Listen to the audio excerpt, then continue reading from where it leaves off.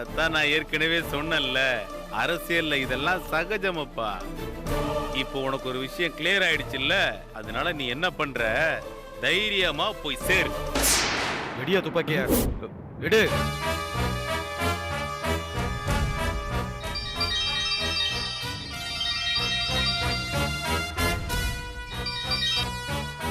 Hello, புண்ணியக்கொடி, யாரு?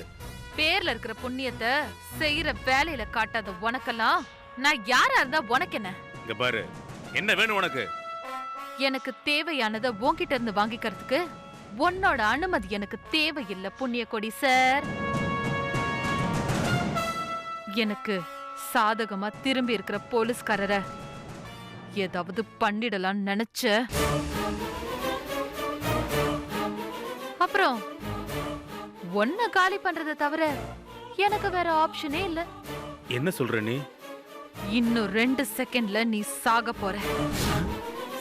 போற கடைசி தருவாயில என்ன தேடி நீ டைம் வேஸ்ட் பண்ண வேணாம். ஷர்ட்ல சிகப்பு புள்ளி தெரியுது பாரு. ஏய், யார் நீ? எங்க இருக்க? ஹேய், என்ன அங்க பாத்தியா? உன்னோட ஷர்ட்ல அந்த சிகப்பு புள்ளி தெரியுதா? ஷாட்.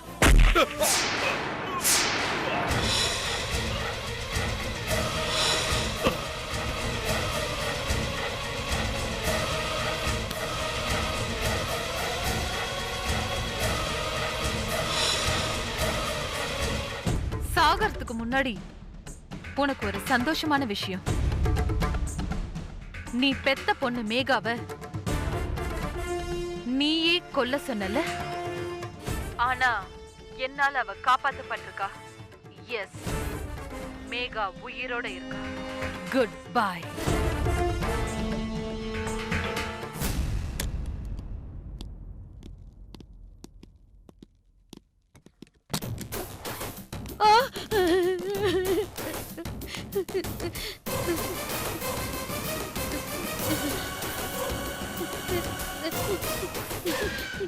என்ன ஒண்ணு பண்ணிடாதீங்க.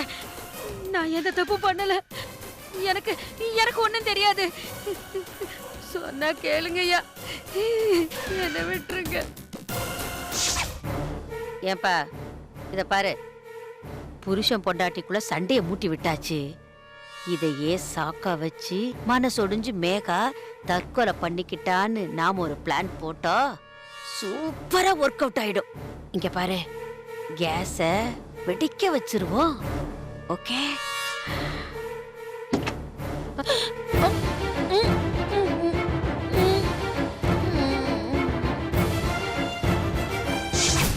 எங்க அம்மா ஆபரேஷனுக்காக பிளட் டொனேட் பண்ண தயாரான மேகா மேடத்தை கொல்ல பிளான் பண்ணது தெரிஞ்சதும் நாங்களே ஒரு டெட் பாடிய அவங்க சைஸுக்கு மார்ச்சுவரியில இருந்து கரெக்ட் பண்ணி எடுத்துட்டு வந்து மேகாவை தப்பிக்க வைக்க கேஸை வெடிக்க விட்டோம்.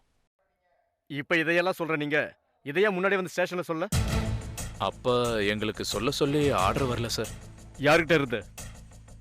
அது நான் சொல்றதை விட நீங்களே பேசுங்க sir, please.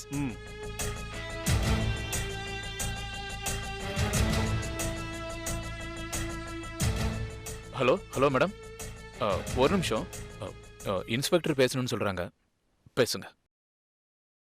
Hello, inspector Vasanthakumar, நான் டிஜிபி பேசுறேன். Good morning madam. Good morning.